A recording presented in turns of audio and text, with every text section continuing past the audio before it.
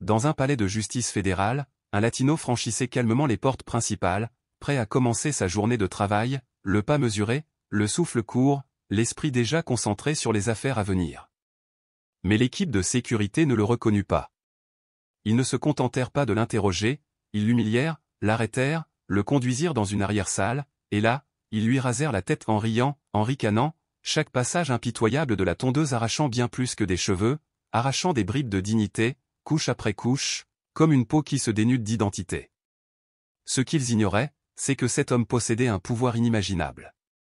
Son silence n'était pas une capitulation, mais le calme avant une tempête qui ne s'annoncerait pas avec le tonnerre, mais montrait telle une marée, inéluctable.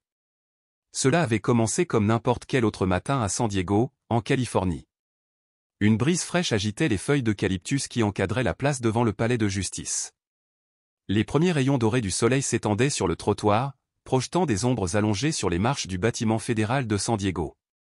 La ville n'était pas encore tout à fait réveillée, seul le murmure lointain de la circulation matinale et l'écho grinçant des talons sur la pierre rappelaient à l'air le mouvement. Le juge Emilio Reyes descendit de son Toyota Land Cruiser argenté, la portière se refermant avec un léger clic derrière lui. Il ajusta le col de son manteau bleu marine, son souffle s'élevant en léger nuage dans la fraîcheur matinale. Dans une main, il tenait une fine serviette en cuir. Sa démarche était assurée, calme et posée. Ses cheveux noirs, parsemés de reflets argentés aux tempes, étaient soigneusement peignés. Ils encadraient un visage empreint d'une fierté tranquille et d'une profonde sérénité. Sa mâchoire était serrée, son dos droit. Il ne portait jamais sa robe en dehors de la salle d'audience, c'était son choix personnel. Il croyait qu'il fallait d'abord entrer dans chaque bâtiment en tant que citoyen, non pas revêtu de symboles d'autorité, mais ancré dans sa présence. Il s'est approché du principal point de contrôle de sécurité, comme il l'avait fait des centaines de fois auparavant. Le détecteur de métaux émit son habituel sifflement mécanique. Une jeune femme scanna une carte d'identité avec une précision silencieuse. Un garde en uniforme bleu ajusta sa ceinture et griffonna sur un porte-bloc. Puis arriva l'agent Wilson Morris, la quarantaine, corpulent, le visage buriné, durci par des années de suspicion. Le genre d'homme qui semblait né dans son uniforme, qui portait son autorité comme un bouclier. Au moment où Emilio s'est avancé, Morris s'est approché. « Monsieur, dit-il, la voix déjà chargée d'irritation, j'ai besoin que vous sortiez du rang. » Emilio s'arrêta, les yeux fixes, examinant l'expression de l'officier. « Y a-t-il un problème ?» Morris ne répondit pas tout de suite. Il l'observa, ses cheveux noirs aux mèches argentées, sa peau brune, son pantalon ajusté, l'immobilité de son regard. Quelque chose en lui le troublait. Peut-être était-ce son calme. Ou peut-être son air d'appartenance. Il fallait y remédier. Sans pièce d'identité visible, Morris murmura, « Tu crois que tu peux entrer ici habillé comme un avocat chic ? C'est pas comme ça que ça marche, mec. » Emilio ne dit rien. Il fouilla dans son manteau et sortit lentement son badge de juge fédéral, le brandissant à la lumière du matin. Morris n'y jeta même pas un coup d'œil. Il l'arracha des mains d'Emilio et le glissa dans sa poche comme un reçu. Le ton d'Emilio ne changea pas, mais ses yeux se durcirent. « J'aimerais récupérer ça. » Maurice se pencha. Son haleine sentait le café rassis et le sucre, et ses paroles suintaient de mépris. Le jeune garde près de l'appareil à rayon X s'agita, mal à l'aise. Il sentait la tension, mais, comme beaucoup avant lui, il ne dit rien. « Je dois me rendre dans une salle d'audience, » a déclaré Emilio. Maurice renifla. « Alors, tu suivras ma procédure. » Les mots claquèrent comme un fouet. Contrôles aléatoires. Allez. Avant qu'Emilio puisse répondre, Maurice lui serra le bras pas assez fort pour le blesser, mais assez fort pour prouver qu'il en était capable. Il le conduisit dans un couloir latéral, à l'écart des autres, chaque pas résonnant dans le silence. La porte derrière eux s'est fermée avec un clic mécanique. La pièce était sans fenêtre et austère, avec une seule chaise en métal, un chariot en acier inoxydable rempli d'outils de numérisation et, dans un coin, une tondeuse électrique posée comme une idée de dernière minute. Le cœur d'Emilio battait fort, mais sa voix restait calme. « Je n'y consens pas. Vous n'avez aucune raison de me détenir. C'est illégal. » Maurice se tenait près de la porte, les bras croisés, impassible. « Tu agis de façon suspecte, » dit-il, sans même tenter de trouver une véritable justification. Emilio resta debout. Il ne voulait pas se laisser réduire à une chaise. Maurice s'approcha de nouveau. Tu crois que ce petit badge signifie quelque chose? Pas ici. Pas avec moi. Deux autres officiers entrèrent. L'un était grand, chauve, le regard inquiet. L'autre, plus jeune, tenait le dossier de la chaise en métal comme s'il avait répété. C'est une infraction, dit Emilio d'une voix plus forte. Je veux tous vos noms. Aucun d'eux n'a répondu. Maurice prit la tondeuse et actionna l'interrupteur. Un léger bourdonnement mécanique emplit l'espace, menaçant et froid. Que fais-tu? Demanda Emilio en reculant. C'est le protocole habituel, répondit Maurice avec un ricanement. Tu pourrais cacher quelque chose dans tes petits cheveux. Tandis qu'Emilio bougeait, l'officier derrière lui le poussa doucement mais fermement sur la chaise. Il ne cria pas. Il n'opposa aucune résistance. Il serra les poings et se redressa. Sa poitrine se soulevait et s'abaissait, lentement et sûrement. La tondeuse a touché son cuir chevelu. Une épaisse mèche de cheveux noirs tomba au sol, puis une autre encore. Il regarda droit devant lui, les yeux rivés sur le vide, tandis que des fragments de lui-même, sa dignité, son histoire, son identité s'effondraient en silence. La douleur n'était pas physique. Elle était plus profonde. Un policier ricana et marmonna en riant, ça a l'air mieux. Vous auriez dû venir sans cette attitude. Maurice sourit en repoussant les cheveux de son uniforme. Maintenant, tu as l'air de quelqu'un qui connaît sa place. Emilio ne bougea pas. Mais sa voix trancha l'air comme une lame. Tu vas le regretter. Maurice se pencha plus près. Ouais, les gens comme toi disent toujours ça, et après tu t'en vas comme des braves garçons. C'est comme ça que ça marche. Il ouvrit la porte paresseusement et fit un signe de tête dans le couloir. Les salles d'audience sont par là, monsieur. Je n'étais pas en retard. Emilio se leva lentement mais fermement. Il récupéra son badge sur le bureau de Maurice sans demander son avis, le glissa dans sa serviette et sortit. Ses chaussures claquèrent à nouveau sur le sol poli, mais cette fois, chaque pas portait un poids non pas de honte, mais de feu, une fureur ni bruyante ni sauvage, mais enroulée et concentrée, attendant de frapper. Il n'a pas regardé en arrière. Car dans moins de 10 minutes, l'homme qui s'était rasé la tête se tiendrait au fond de la salle d'audience, le regardant monter sur le banc, et lorsqu'il comprendrait de qui il s'agissait, ce ne serait pas en hurlant. Ce serait dans un silence si profond qu'il rugirait. Le couloir devant la salle d'audience 3B était calme, trop calme pour une matinée comme celle-ci. Le juge Emilio Reyes marchait d'un pas lent et posé, chacun résonnant faiblement dans le couloir haut de plafond. Son cuir chevelu le picotait encore là où la tondeuse avait tracé son chemin, rêche par endroits là où reposaient autrefois de fières boucles. Des mèches inégales subsistaient, un souvenir douloureux et visible de ce qui lui avait été arraché. Il ne leva pas la main pour le toucher. Il ne réajusta pas son col. Son visage était immobile, froid non pas de rage, mais d'une clarté cristalline. Deux secrétaires se tenaient près de l'entrée latérale. L'un ouvrit la bouche pour parler, puis se ravisa. L'autre détourna le regard, faisant semblant de ne pas voir. Elle l'avait déjà vu plus tôt, traîner, méprisé, ses cheveux retombant en spirale sur le carrelage. Et voilà qu'il était de nouveau là, marchant dans ce même couloir comme si de rien n'était alors qu'en fait, tout s'était passé. Les grandes portes de la salle d'audience se dressaient devant nous. À l'intérieur, un public prestigieux attendait. L'audience était sur le point de commencer. État de Californie contre département de police de San Diego.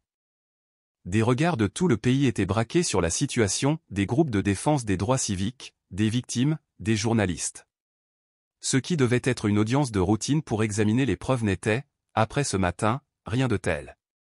Emilio s'arrêta devant les portes. Il expira lentement, puis les ouvrit. À l'intérieur, les conversations s'éteignirent instantanément. Les pages se figèrent en plein milieu du tour. Les têtes se tournèrent, certaines se relevant lentement, incrédules. Pendant un instant, la pièce oublia comment respirer. L'homme qu'ils avaient vu escorter comme un suspect. Il se tenait maintenant, intact, à l'avant. Il s'avança dans l'allée, tel un criminel, le crâne exposé, s'agitant comme s'il n'avait plus rien à perdre. Il n'était ni témoin, ni spectateur, il était juge. Il remonta l'allée centrale, croisant des rangées d'avocats, de plaignants, de défendeurs et de journalistes. Certains le fixaient ouvertement, d'autres clignaient des yeux, incrédules, et quelques-uns encore s'agitaient mal à l'aise sur leur siège, hésitant entre regarder ou détourner le regard. Ses chaussures frappèrent le sol avec une autorité silencieuse. Il arriva au banc. Sa blouse était pliée, soigneusement posée sur sa chaise où il l'avait laissée là la veille, comme toujours, en attente. Emilio n'attendit pas l'agent, il ne fit aucun signe d'aide. Il prit la blouse lui-même, la déplia des deux mains et la glissa sur ses épaules d'un seul mouvement fluide. Elle reposait contre son dos comme une armure. De l'autre côté de la pièce, debout, raide, près de la porte latérale, se tenait l'agent Wilson Morris. Son uniforme était impeccable, son visage pâle. Lorsque leurs regards se croisèrent, il se figea. Sa bouche s'ouvrit légèrement, comme s'il allait dire quelque chose, mais aucun son n'en sortit. Emilio ne détourna pas le regard. « Le dossier est-il prêt » demanda-t-il au greffier sans tourner la tête. Le greffier balbutia « Oui, votre honneur ». Emilio hocha la tête, puis s'assit lentement sur sa chaise. Le banc craqua doucement sous son poids. Il fixait droit devant lui, l'air indéchiffrable. Nous allons commencer les témoignages préliminaires dans l'affaire numéro 487. Les accusations d'usage excessif de la force, de violation des droits civiques et d'abus de pouvoir sont retenues. Toutes les parties sont présentes. Une série de déclarations étouffées, dispersées et inégales s'ensuivit. Les avocats se déplaçaient, certains se regardant avec de grands yeux, d'autres fixant leurs notes, la culpabilité se lisant sur leur visage, mais aucun ne prononça un mot. La voix d'Emilio resta calme. Le procureur poursuivit. Il se leva et appela le premier témoin, un ancien combattant à la retraite nommé José Fuentes. Il s'avança à la barre en boitant et avec une attelle autour du poignet. Il décrivit les événements du soir de la manifestation, il se tenait sur le trottoir, tenant une pancarte sur laquelle était écrit « La justice, c'est le patriotisme ». Il a raconté avoir été poussé sur le trottoir par l'agent Daniel Bogan, avoir senti ses côtes se briser, avoir imploré de l'aide et s'être fait dire d'arrêter de faire semblant. Emilio écoutait. Il n'interrompait pas, n'élevait pas la voix, prenait des notes d'un trait de plume précis. De temps en temps, son regard se posait sur la table de la défense, où les officiers en question étaient assis, le visage impassible et la mâchoire serrée. Du coin de l'œil, il perçut un mouvement, Maurice s'agitait, un pied qui frappait, ses mains tremblaient près de sa ceinture. L'homme qui lui avait coupé les cheveux rapetissait de minute en minute, et pourtant, Emilio ne disait rien. Après le deuxième témoin, une jeune femme racontant comment elle avait été poussée tête la première dans une voiture de patrouille pour avoir filmé la police, Emilio a demandé une brève suspension d'audience. La salle d'audience s'est vidée par vagues silencieuses. Des murmures flottaient dans l'air comme de la fumée. Même les avocats parlaient à voix basse, comme s'ils craignaient de violer un sacré. Emilio resta assis. Alors que seul son greffier, deux huissiers et l'agent Maurice restèrent, ce dernier prit enfin la parole, mais se figea en plein vol. La voix d'Emilio ne s'éleva pas, mais elle résonna comme un coup de marteau. Se rapprocher. Maurice déglutit. « Oui, votre honneur. » Il marcha lentement vers le centre de la salle d'audience. Chaque pas était comme une sentence qui attendait d'être prononcée. Indiquez votre nom complet pour le procès-verbal. Wilson Morris. Depuis combien de temps travaillez-vous comme agent de sécurité dans ce palais de justice ? 18 ans, dit-il, la voix légèrement brisée. Emilio tapota son stylo une fois, deux fois, puis le posa. Au cours de ces 18 années, combien d'hommes avez-vous physiquement manipulés sans raison ? Maurice cligna des yeux, excusez-moi. Tu m'as entendu. Il regarda les autres. Certaines choses restaient inanimées. Je ne sais pas, je n'avais pas remarqué ça. Emilio l'interrompit, et si Joey n'avait pas été juge, que serait-il arrivé ? Ça aurait été juste un matin comme les autres où tu aurais traîné un autre latino dans une pièce annexe et l'aurais rasé comme s'il représentait une menace. Maurice ouvrit la bouche, puis la referma. Emilio se pencha légèrement en avant. Son ton était calme, mais chaque mot était précis. 12 plaintes. 12 plaintes officielles déposées contre vous dans cet immeuble. Toutes classées sans suite. Toutes enterrées. Parce que personne n'avait le pouvoir ni le titre de les faire appliquer. Jusqu'à maintenant. Maurice ne parlait pas. Ses mains tremblaient. Emilio s'est levé. Avec effet immédiat, il est suspendu de ce tribunal. Des accusations formelles sont déposées auprès du ministère de la Justice. Vous serez escorté menotté hors de ce tribunal. vous ne serez pas placé en détention provisoire. Vous ne porterez plus jamais ce badge. Et vous répondrez pleinement de vos actes. Non pas parce que je suis juge, mais parce que je suis citoyen, et que ce tribunal est le mien. Il s'est également adressé aux huissiers. Enlevez-le. Maurice fit un pas en arrière. Attends, tu ne peux pas. Mais c'était fini. Les menottes claquèrent. On le fit sortir de la même manière qu'il avait fait entrer Emilio. Sans explication. Sans dignité. Sans contrôle. Personne n'a applaudi. Personne n'a applaudi. Mais quelque chose avait changé, quelque chose de silencieux, quelque chose de définitif. Le juge Emilio Reyes se tenait à son banc, imperturbable, inébranlable et sans peur. Car ce n'était pas la fin, ce n'était que le début. La salle d'audience avait changé, non pas dans sa structure. Ses murs étaient toujours de la même couleur ivoire délavé, son ventilateur de plafond grinçait encore légèrement à intervalles réguliers, et les hautes fenêtres laissaient toujours entrer les froides raies automnales qui traversaient le sol poli. Mais quelque chose d'autre avait changé, quelque chose d'invisible, mais pourtant indéniable, flottait désormais dans l'air. Un poids. Une tension. Un jugement qui pesait sur chaque siège, chaque table, chaque personne encore présente. L'espace ne ressemblait plus à une salle de débat, mais à une salle qui retient son souffle. Le juge Emilio Reyes était assis à son banc silencieux, les épaules en arrière, le regard fixe. Mais intérieurement, la tempête commençait à se lever.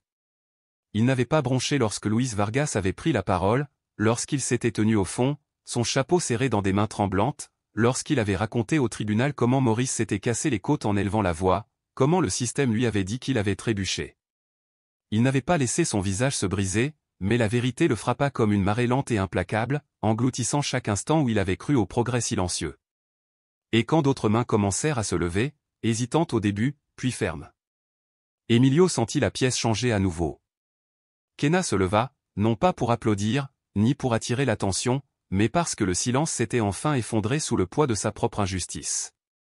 Sandra Diaz, toujours assise dans le fauteuil des témoins, observait chaque visage qui se levait, le menton tremblant et les yeux écarquillés.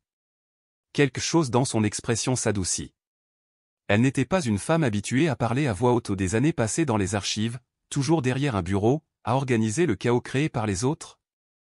Mais à ce moment-là, quelque chose de non dit se passa entre tous. Et Emilio, toujours assis sur le banc, savait. Le jugement ne faisait que commencer. Ils étaient en train de créer, mais à ce moment précis, il réalisa avec une clarté écrasante que son silence n'avait jamais été inoffensif, qu'il avait eu du poids, et que ce poids avait coûté des vies, avait protégé les mauvaises.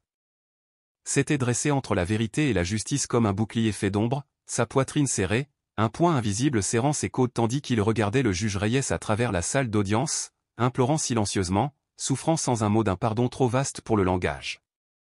Et quand Emilio hocha la tête, juste une fois, ce n'était pas une offre d'approbation, ce n'était pas une absolution, c'était quelque chose de plus lourd, de plus profond, une compréhension mutuelle taillée dans le chagrin, et au fond de la salle d'audience, Luis Vargas ne s'assit pas, il tint bon, sa position solide, sa colonne vertébrale droite comme un mât de drapeau, plus droite qu'elle ne l'avait été depuis des années, comme si la salle d'audience elle-même lui avait rendu un morceau de ce qui avait été volé dans l'éclair d'un badge et le craquement brutal d'un os écrasé sur le béton. Le jeune huissier près de l'entrée latérale, à peine âgé de plus de 24 ans, déplaçait son poids d'un pied sur l'autre, ses nerfs bourdonnant sous son uniforme impeccable, il se souvenait trop bien du matin, comment il était resté immobile pendant que Maurice traînait le juge Reyes dans le couloir jusqu'à la salle d'examen, comment il avait détourné le regard, gardé sa voix enfermée derrière ses dents serrées, et maintenant, regardant Emilio assis avec une autorité qu'il n'avait jamais eu besoin de crier, il ne pouvait pas détourner le regard, la culpabilité logée dans sa poitrine comme une pierre, non pas pour ce qu'il avait fait, mais pour ce qu'il n'avait pas fait. Et au fond d'elle-même, Jasmine le savait aussi, le silence était une forme de violence en soi. La secrétaire Jasmine se tenait au banc, ses mains serrant un dossier si fort que le blanc de ses jointures apparaissait, son pouce emballant, plus vite qu'il ne l'avait été depuis des années, peut-être jamais, elle avait grandi en regardant des hommes comme Reyes de loin, croyant qu'il ne pourrait jamais tomber, croyant qu'un latino sur le banc était la justice personnifiée, inébranlable et intouchable, mais aujourd'hui, le voyant mis à nu, non pas brisé mais dépouillé de protection. Toujours debout, la gorge serrée par quelque chose d'innommé, de la révérence peut-être, de la rage certainement, mais surtout de la fierté, une fierté brûlante et protectrice. Puis le coup est venu, inattendu dans sa précision, vif et intentionnel, le genre de coup qui suppose qu'il n'aura plus jamais à frapper. Emilio ne bougea pas au début, il se tourna et regarda Jasmine, et elle hocha la tête, puis se dirigea vers la porte latérale et l'ouvrit, ses doigts tremblant légèrement. L'homme qui est entré portait un costume fédéral gris, le genre qui semble toujours porter le froid du matin aux coutures, grand et bien bâti, avec un visage fait pour le calme, mais même lui ne pouvait cacher le léger tremblement dans sa démarche alors qu'il s'approchait du banc.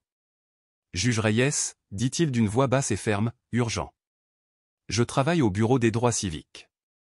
Nous suivons l'évolution de la situation depuis tôt ce matin et j'ai reçu pour instruction de vous informer qu'à 7 heures, le tribunal fédéral de San Diego est sous surveillance fédérale. » Il tendit une enveloppe scellée, les doigts fermement serrés autour d'elle, sa voix plus basse que ne le méritait la gravité de son message. Emilio le prit sans un mot, même si le poids dans ses mains semblait plus lourd que du papier, comme s'il rendait déjà un verdict. Violation du titre 18. Nous avons des enregistrements vidéo, a poursuivi l'homme, des déclarations de témoins, ce qui s'est passé ce matin n'est pas considéré comme une simple faute professionnelle, mais comme une violation potentielle des droits civiques au niveau fédéral. Jasmine inspira, le son était aigu et involontaire. Derrière lui, Sandra Diaz ferma les yeux un instant, comme pour se ressaisir. « Cela va aller vite, a averti l'homme, je vous conseille de vous préparer aux consultations médiatiques, les discussions politiques sont déjà en cours, les médias nationaux suivent de près, certains sénateurs suivent également. » L'emprise d'Emilio sur l'enveloppe s'est resserrée. Il leva les yeux, son regard droit et inébranlable. « Commencez par ceux qui ont enterré les plaintes, a-t-il dit d'une voix claire et résolue. Commencez par les superviseurs qui ont promu Maurice, commencez par le juge Barrett, et ne vous arrêtez pas là. L'homme hocha la tête, une légère note de soulagement dans son expression, comme s'il s'attendait à une hésitation et avait trouvé quelque chose de beaucoup plus fort. Oh, et encore une chose, a-t-il ajouté, presque comme une réflexion après coup, les enregistrements de ce matin sont devenus viraux, ils sont partout maintenant, CNN, MSNBC, Reddit, Twitter, ce n'est plus seulement une histoire de San Diego. Emilio n'a pas cligné des yeux. Je n'ai pas fait ça pour eux, a-t-il simplement dit. L'homme s'arrêta, puis sourit, petit et sincère. C'est pourquoi c'est important. Puis il se retourna et partit, et la porte se referma derrière lui avec une finalité qui résonna. La salle d'audience retomba dans le silence, mais pas celui de la peur ou de l'évitement, c'était un silence différent, celui qui vibrait avec quelque chose sur le point de se briser. Et pour la première fois depuis l'aube, le juge Emilio Reyes prit une grande inspiration, non pas de soulagement, ni de victoire, mais de détermination brute et inébranlable. Dehors, le ciel de San Diego est devenu gris, pas le gris rêveur d'une journée tranquille, mais le genre qui promettait de la pluie, et quelque chose de plus lourd encore. À l'intérieur du palais de justice, les couloirs bourdonnaient d'une urgence qui parlait en silence. Davantage de journalistes étaient arrivés, davantage d'observateurs, davantage de pères Dieu observant et mesurant. Mais Emilio n'a rien remarqué de tout cela. Il n'avait même pas encore atteint ses appartements, sa robe de juge drapée sur le dossier de sa chaise comme une mue. L'enveloppe du ministère de la Justice était posée sur son bureau comme un fusible attendant une étincelle. Son cuir chevelu, encore sensible à cause des violences matinales, picotait dans la brise provenant de la ventilation supérieure. Mais il n'a pas bougé. Son reflet le fixait à travers la vitre sombre de la fenêtre, tête nue et exposée, inchangé à certains égards mais transformé à d'autres. Il ne pensait plus au matin, ni à Maurice, il pensait à ce qui allait suivre. Il y a eu un coup, 2 petits coups doux. Sa secrétaire Jasmine jeta un coup d'œil, son visage portant encore le choc, le poids de tout ce qui s'était déroulé. « Monsieur le juge, dit-elle doucement, le père Dominguez est ici, il dit qu'il ne restera pas longtemps. » Emilio ne répondit pas tout de suite, il hocha simplement légèrement la tête et se leva. Lorsque le père Marco Dominguez entra, la pièce changea, non pas à cause de sa taille ou de sa présence, mais à cause du calme qui l'accompagnait.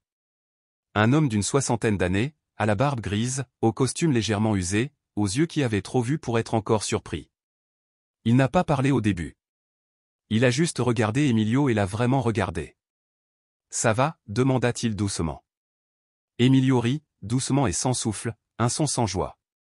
Il a défini, bien, avec soin, comme le font les survivants. Le père hocha la tête, comme s'il comprenait sans avoir besoin de plus de mots. Puis il s'avança et offrit une feuille de papier pliée, les bords lisses et usés, l'encre légèrement tachée. « Ce sont des noms, a-t-il dit, des gens qui sont passés devant l'église après avoir vu la nouvelle. Certains sont des victimes, certains sont prêts à parler, certains ont des histoires comme la vôtre ou pire. Ils ont dit que si vous êtes prêts à écouter, ils sont prêts à être entendus.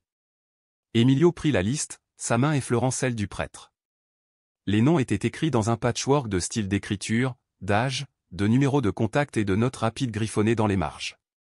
On pouvait lire sur l'une d'elles, « Il m'a fait enlever mon chapelet, je ne suis jamais revenu. » Un autre, « Mon fils, 2009, j'ai toujours la facture médicale. » Jasmine déglutit difficilement, la pression augmentant derrière ses yeux, mais elle se ressaisit. « Merci, père. » Le prêtre fit un petit signe de tête. « Nous sommes là pour toi, dit-il doucement, quoi qu'il arrive, nous serons à tes côtés. » Et quand le père est parti, le silence qui est revenu n'était pas creux. C'était sacré. Dans ce silence sacré, Emilio a pris sa décision. 30 minutes plus tard, les portes de la salle d'audience se sont à nouveau ouvertes, mais cette fois, Emilio n'était pas en robe. Il est entré dans une simple chemise noire, sans armure et exposé, mais sans s'incliner. La salle d'audience s'est levée, non pas sur ordre de l'huissier, mais parce qu'il voulait. Parce qu'ils avaient vu ce qu'il avait enduré, et voyaient encore qu'il était revenu. Jasmine l'a suivi, tenant un mince dossier contre sa poitrine comme s'il contenait quelque chose de plus que du papier, comme s'il contenait une résolution. Emilio s'est approché du banc, s'est tenu derrière, mais ne s'est pas assis. Il regarda à travers la salle, des plaignants à la défense, puis à une galerie remplie de gens ordinaires qui avaient vécu dans le silence pendant bien trop longtemps. Puis il a parlé. Cette salle d'audience, commença-t-il d'une voix claire, a subi une violation pas seulement ce matin, mais depuis des années, dans son silence, dans ses murs, dans la façon dont certains étaient vus et d'autres non. La salle retenait son souffle. Il a soulevé un dossier en papier craft étiqueté en caractères gras. Ceci, a-t-il déclaré, est une proposition de politique que je mets en œuvre, avec effet immédiat, au sein de ce tribunal et que je recommande au district. Il s'arrêta. C'est ce qu'on appelle la réforme du roi. Certains stylos ont gratté la page, certaines têtes se sont inclinées, mais aucune n'a bougé. Cela nécessitera une formation sur les préjugés pour tout le personnel judiciaire, des évaluations psychologiques, des canaux de signalement anonymes, des évaluations annuelles de surveillance publique et une politique de tolérance zéro pour les comportements discriminatoires de tout fonctionnaire, employé ou autorité désigné au sein de cette juridiction. L'avocat de la défense qui avait autrefois tenté de le disqualifier s'est agité sur son siège, mais cette fois, il n'a rien dit. Je porterai cette affaire au conseil de district, a poursuivi Emilio, au circuit, au Sénat s'il le faut. Parce que ce qui m'est arrivé n'aurait jamais dû arriver à personne, et je veillerai à ce que cela ne se reproduise plus jamais.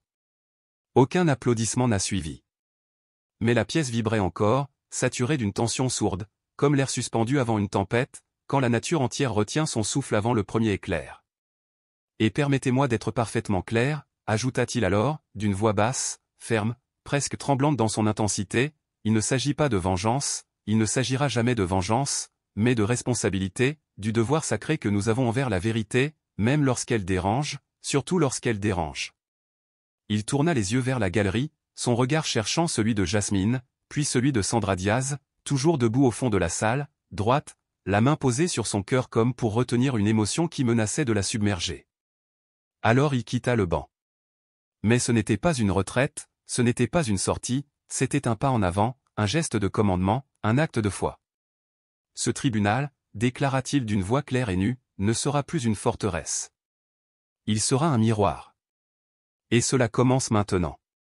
Cet après-midi-là, la salle d'audience s'est vidée lentement, presque à contre-cœur, comme si personne n'osait rompre l'instant, comme si quitter ces murs revenait à abandonner un souffle nouveau, fragile encore, mais brûlant de vérité. Les conversations se sont étendues au dehors, sur les marches du palais de justice, le long des trottoirs, dans les parkings et les cafés alentours, à la portée des antennes des camions satellites et des micros suspendus par des perches frémissantes. Emilio sortit sans sa robe. Juste un manteau sombre, serré contre le froid d'un après-midi finissant, et son crâne nu, offert à la lumière en déclin comme un symbole silencieux, vulnérable et fier. Une femme âgée d'environ 70 ans s'approcha, appalant, précautionneux, comme si chaque pas était un pèlerinage vers une vérité longtemps attendue. Elle portait d'épaisses lunettes, un chapeau de paille légèrement de travers, et dans ses mains tremblantes, elle serrait un vieux bulletin paroissial, usé par le temps et les prières. Je n'aurais jamais cru vivre assez longtemps pour voir quelqu'un comme vous faire ce que vous venez de faire, dit-elle, la voix brisée par l'émotion, vacillante mais droite. Emilio lui prit doucement la main. C'est vous qui l'avez vécu, répondit-il d'un ton grave et tendre, moi, je n'étais que celui qui avait le micro. Derrière lui, un adolescent apparut, le même qui était dans la salle, crâne rasé, capuche tombée. Il ne dit pas un mot. Il se contenta d'enlever sa capuche et de se redresser, le dos droit, le regard fixe, sans détourner les yeux. Emilio hocha la tête, lentement, profondément. C'était suffisant. Ce soir-là, Emilio resta debout sur le perron de sa maison, seul face à la nuit, tandis que le silence s'étendait derrière lui comme une couverture apaisante. Son téléphone vibrait sans cesse à ses côtés, les notifications défilaient, les appels, les messages, les invitations, les titres qui s'affichaient d'eux-mêmes depuis des villes où il n'avait jamais mis les pieds. Mais il les laissa s'accumuler. Il laissa tout cela attendre. Le ciel au-dessus de lui était noir à présent, épais et silencieux, mais dans sa poitrine, il sentait toujours cette lumière, cette chaleur étrange qui brûlait doucement, une lumière que rien ne pouvait assombrir. Et le lendemain matin, lorsqu'il franchit à nouveau les portes du tribunal, les murs étaient les mêmes. Mais quelque chose avait changé. Subtilement mais profondément. Les regards le suivaient. Certains se baissaient, lourds de culpabilité, d'autres se levaient, portés par un respect nouveau. Un gardien lui tendit le poing, en silence, contre sa poitrine, un geste discret, mais chargé de reconnaissance.